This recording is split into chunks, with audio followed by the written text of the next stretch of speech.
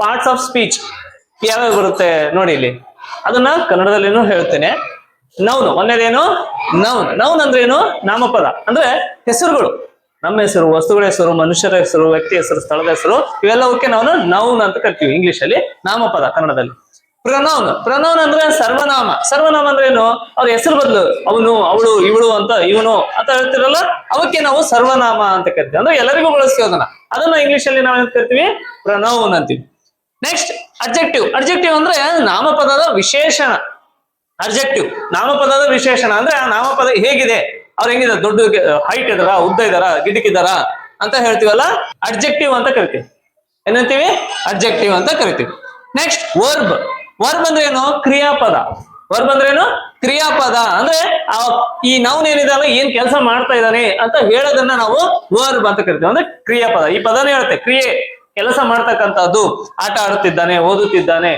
So next adverb. Adverb ಅಂದ್ರೆ ಏನು? ಕ್ರಿಯಾಪದದ ವಿಶೇಷಣ. ಅಂದ್ರೆ ಈ ಕೆಲಸ ಏನ್ ಮಾಡ್ತಾ ಇದ್ದಾನಲ್ಲ, ಹೆಂಗ್ ಮಾಡ್ತಾ ಇದ್ದಾನೆ.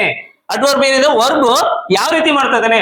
ನಿಧಾನವಾಗಿ ಓಡ್ತಾ ಇದ್ದಾನೆ, ಬೇಗ ಬೇಗ ಓದ್ತಾ ಇದ್ದಾನೆ, ಹೌದಾ, ದುಂಡಾಗಿ ಬರಿತಾ ಇದ್ದಾನೆ. ಸೊ ವಿಶೇಷಣ ಏನು?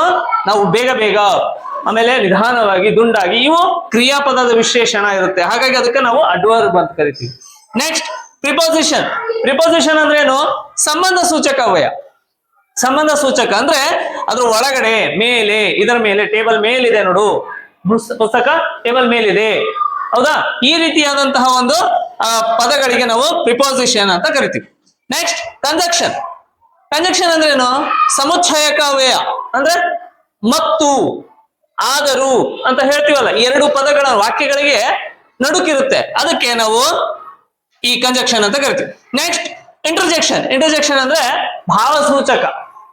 ನಮ್ಮ ಭಾವನೆಯನ್ನು ವ್ಯಕ್ತಪಡಿಸ್ತೀವಿ. ಸಂತೋಷ ಆದಾಗ ಹೆಂಗಂತೀವಿ, ದುಃಖ ಆದಾಗ ಹೆಂಗಿರ್ತೀವಿ, ಅವಕ್ಕೆ ನಾವು ಇಂಟರ್ಜೆಕ್ಷನ್ ಅಂತ ಕರಿತೀವಿ. ಅಂದ್ರೆ ಉದಾಹರಣೆಯನ್ನ ನೀವು ಹೇಳಿ ನೋಡೋಣ.